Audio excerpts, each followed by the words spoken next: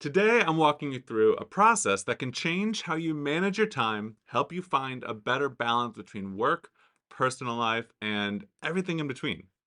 We're going to take time blocking and the calendar to do list connection to the next level.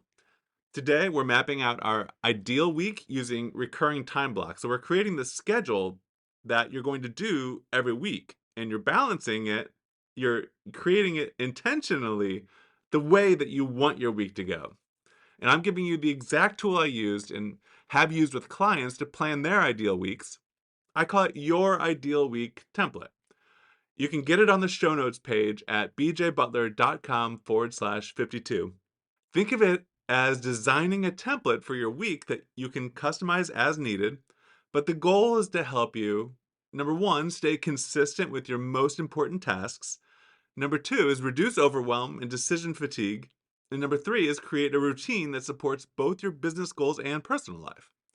I'll also share some examples of time blocks that you may want to include, like personal development, client work, content creation, and honestly, even lunch. Because let's be honest, if it's not on the calendar, it probably won't happen, right? All right, let's jump into step one, define your priorities. Before we start blocking out time on your calendar, we need to get clear on what actually needs to go into your week. This isn't just about work tasks. This is about everything you may want to make time for, both professionally and personally. Grab a piece of paper or open a notes app and start listing out all the different categories of tasks that you do on a regular basis. I actually just wrote down all the things that I need to get done in a week directly into the ideal week spreadsheet. Right now, we're just talking about writing down a very short list of categories of work or personal tasks that you do throughout the week. Here's what I'm talking about. You'll probably write down some version of these. You're a coach, I'm a coach, we're all coaches, and a lot of the work is pretty similar. First of all, there's client work. This includes your coaching sessions, session prep, and follow-ups with clients.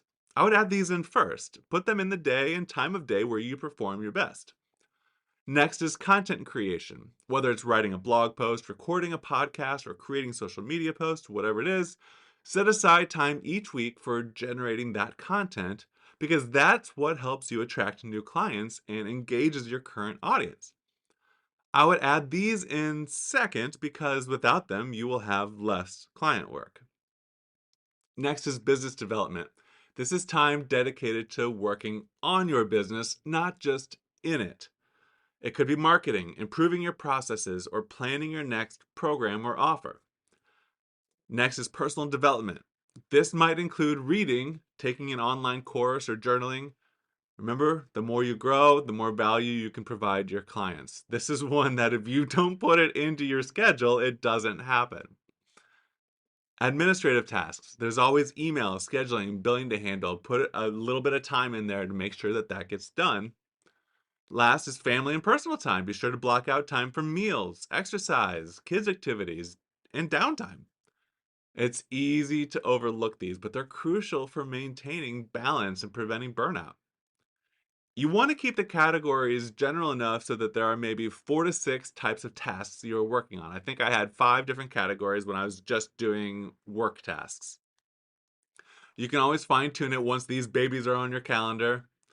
More on that in a moment. The goal here is to capture all the key activities you need and want to include in your week. If you haven't already, go download the Your Ideal Schedule template, bjbutler.com/52. This is the 52nd podcast episode. All right, you've got your list of priorities. Now it's time for step two. And this is the magic step, turning your to-do list into a plan you can actually follow by scheduling each task as a time block. Here's how it works. For every task category on your list, assign a specific time slot on your ideal week template. For those of you not looking at the your ideal schedule template, it's a column for each day of the week and then a row for each 15-minute block of your day. How you set yours up is up to you. You can customize it every 20 minutes, 10 minutes, 30 minutes. It's up to you. I have a column to the right of the actual schedule that is a legend that has 4 pre-populated categories, each with its own color. And you can actually copy a category in the legend, like go to that cell, hit copy, Control C or uh, Command C on if you're on Mac, and then paste it into any number of times that you'd like to be working on it. Put it into your schedule. And when you zoom out, you get to design how many hours of each category you plan to do. And ask the question, does that make sense? Is that how you want it to be? You're designing your ideal week. Make it how you want. I actually added up the number of hours I was dedicating to client work to make sure that that was matching my long-term goals. Continue adding to your calendar so that every 15-minute block is intentionally planned out, even if that means for lunch, because in order to stay on this schedule, you're going to have to put in the things that you do every day. And honestly, I can relax more at lunch when I know that it's on my schedule. That's what I'm supposed to be doing. It usually results in more lunches with my wife and fewer eating in front of my computer screen. That's right. I am not perfect. Sometimes I have to hustle to get it all done. But all this planning will help. It has dramatically reduced how much I feel like I'm hustling. You can go as far into your personal time as you'd like. I've done this exercise multiple times and I just start at my start work time and end at my stop work time. This gives me the biggest bang for my effort. Here's an optional way of adding organization here. You can make some days themed. In fact, I highly recommend this. By that, I mean you want to group as many similar tasks together on the same day as possible. For example, one day could be dedicated to content creation, another day or days to coaching calls or client follow-ups.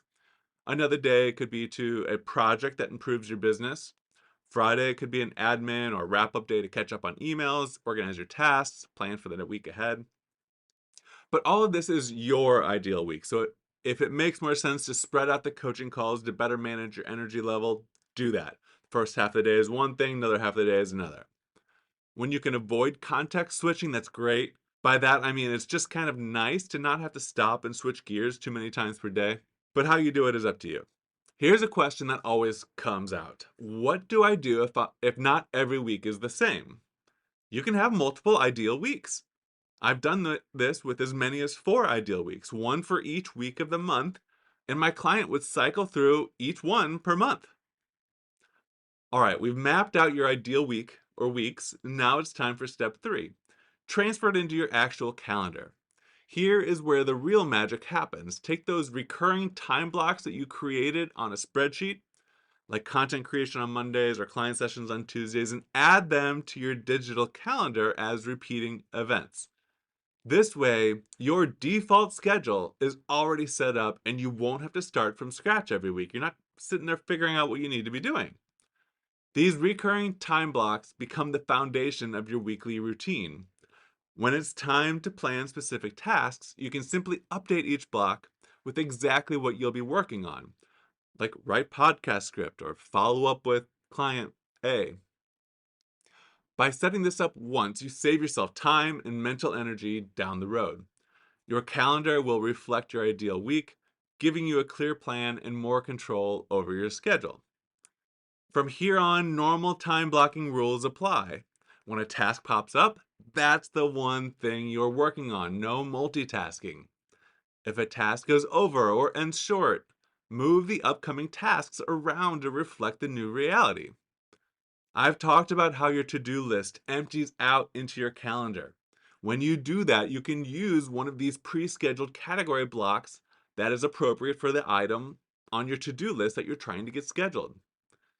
So let me try to say that more clearly using an example. If you have an idea of what your next email newsletter will be about that's on your to-do list, you'll look at your calendar and see where you have content creation written down and make part of that time scheduled to write about that topic that you had on your to-do list. That's how it all fits together. That's really it for creating your ideal week. It takes what we've already talked about with time blocking and using your calendar versus to-do list to the next level. But as always, it's only powerful for those who go through the exercise. So be sure to go download the template and take some time to thoughtfully plan out how you want your weeks to go. Because at the end of the day, how your weeks go is how your life will go. If you don't have your day and week structured the way you want your life to be like, then, well, you won't be meeting your long term goals, to say it nicely. All right, I'll catch you next week.